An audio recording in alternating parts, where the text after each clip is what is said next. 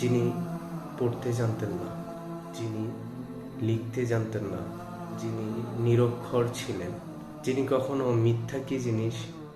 তার মুখ দিয়ে কখনো বের হয়নি, যার কথা এত কোমল, এত সুন্দর, সবাই তার কথা মনোযোগ দিয়ে শুনতেন, যাকে সবাই এক নামে চিনতেন, আল আমিন, সত্যবাদী, যার কাছে সবাই আমানত রাখতেন, যার চেহারা এত সুন্দর ছিলেন যে পৃথিবীর পুরো সৌন্দর্যটাই যেন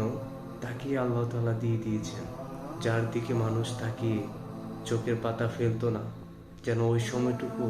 তাকে না দেখে থাকতে হয়, যার চরিত্রতে পৃথিবীর শ্রেষ্ঠ সুন্দরী নারীও বিন্দু মাত্র কলঙ্কের দাগ দিতে পারেনি।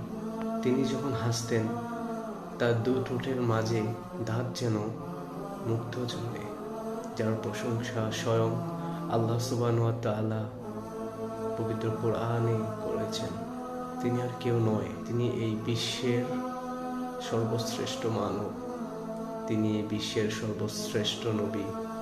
হযরত মুহাম্মদ সাল্লাল্লাহু আলাইহি ওয়াসাল্লাম, যার আদর্শ সারা পৃথিবীর মুসলমানদের আদর্শ, যার তরিকা পৃথিবীর সমস্ত মুসলমানদের তরিকা, যার আইন পৃথিবীর সমস্ত মুসলমানদের আইন, যার বিধান পৃথিবীর সমস্ত মুসলমানদের বিধান, যার সুন্নাহ পৃথিবীর সমস্ত মুসলমানদের সুন্নাহ। পৃথিবীর শ্রেষ্ঠ জাহিলিয়াত যুগকে আলোকিত করেছেন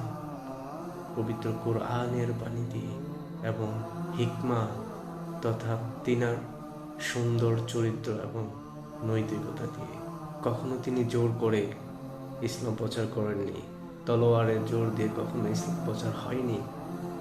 বরং মুহাম্মদ সাল্লাল্লাহু আলাইহি সাল্লাম ব্যক্তিত্ব এবং কি কোরআনের সৌন্দর্যের মাধ্যমে পৃথিবীতে ইসলাম প্রতিষ্ঠিত হয়েছে।